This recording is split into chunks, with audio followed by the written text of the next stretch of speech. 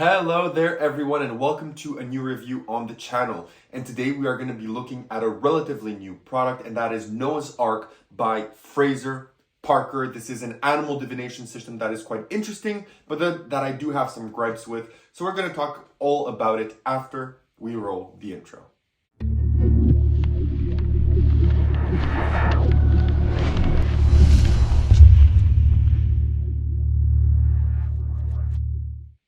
Perfect, so you decide to stick around, which means you want to learn more about Noah's Ark. So what is Noah's Ark? Noah's Ark is essentially an animal divination system where someone is going to think of an animal and you are going to be able to guess it. Now, I won't be able to fully perform the routine because I do not have a spectator, but I can tell you how it would work. So essentially, imagine you are the spectator. I would come up and I would tell you that we're gonna play a small game. So what I want you to do is I want you to imagine do you know those kind of cards that you used to have as a child that had like animals and drawings on it, right? Can you actually imagine one of those cards with an animal written on it? So an animal like in a child deck of cards. Can you imagine that? Perfect. Don't tell me anything, just think of that animal.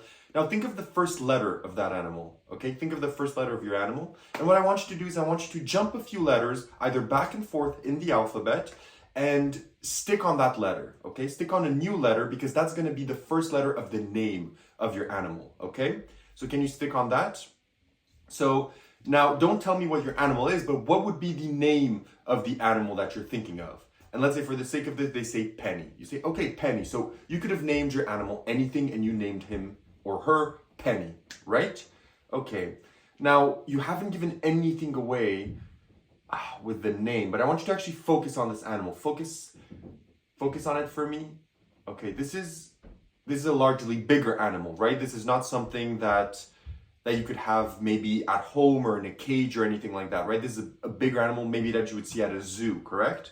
It's also a very strong, furry, kind of popular animal, correct? Are you thinking of a lion? And then they would say yes. So this is a really bare bones performance without anyone here showing you how this would kind of work and showing you the performance style that you would go with this routine.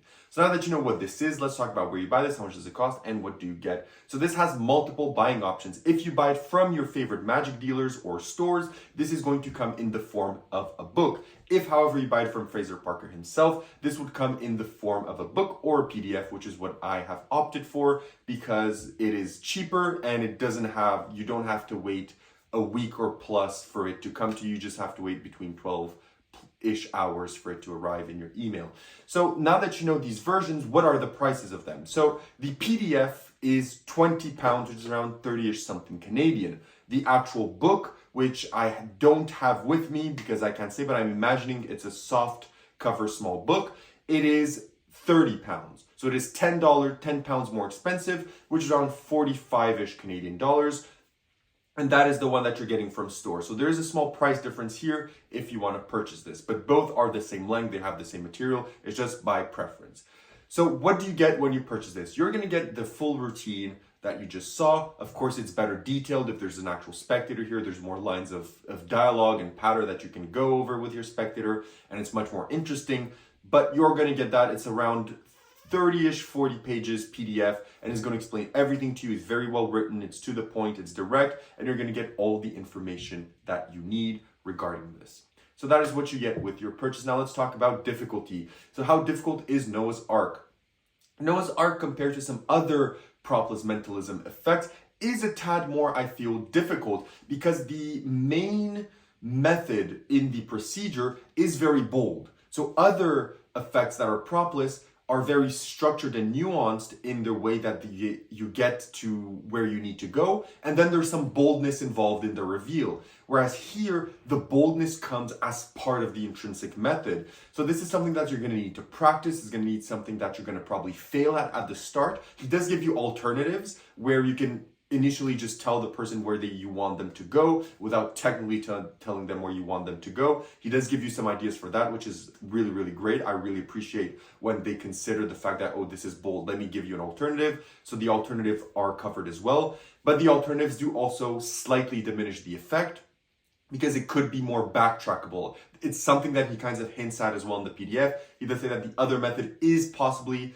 gives a bit more hint to the method to the spectator rather than the more bolder approach. So you have to keep that in mind. So it's not something intrinsically difficult, but it is something that at the start, personally, if I were to do this, or if I were to get it out there, I would personally have someone write it down and maybe have it in a peak wallet or something placed there, do the reveal, and if it doesn't work, say, okay, you know what, let me try something else and draw it or something after getting a peak. So I would get a safety net. He does say that, you know, if it fails, it's not a problem. It's a game, it's an intro thing. You can move into something else after. It's not a big deal, and that's fine. But it is something a bit more bold than something, let's say, The Traveler, which I reviewed previously, which is much more direct and foolproof than, for example, this. But now let's talk about practicality. So how practical is this? Well, it is propless mentalism, which means you have to carry nothing around with you. As long as you have a spectator and you have his ears and you have a mouth in order to speak, you are able to do this effect, which means that all the other things in practicality, such as angles, tables, reset, etc., there is the need for none of those if you do this routine. It is propless, so it is just conversational. So yeah, that's a pretty easy category to move by.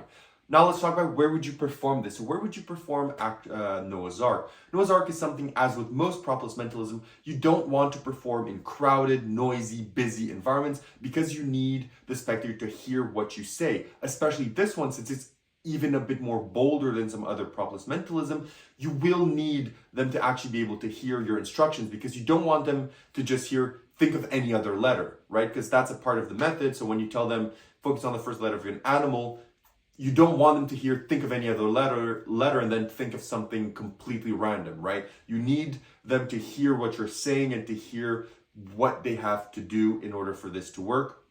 So yes, you're going to do this in a more calm, in a more serious, in a more audible type scenario. So a coffee shop or something where you can have a conversation. You wouldn't do this at a bar or a club or something to someone that's drunk or someone that's not listening, or something at a wedding where it's constantly blasting music and they're constantly doing announcements, etc. That is not where you want to do this effect, so you have to keep that in mind. So having considered all of this, what are the positives and negatives of Noah's Ark? So let's start out with the negatives. The negatives of Noah's Ark is that, one, it is a bit bolder of a method. So it means that if you're new to propless mentalism, you will probably fail at the start a few more times. So it is up to you to take a safety net in order to make sure that if you don't care about failing, which some people don't, right? It's just, you could brush it off. If you do care and you're scared about that, you're going to have to find an alternative way to get yourself a safety net in order to do this effect, okay? So that is something important for you to know.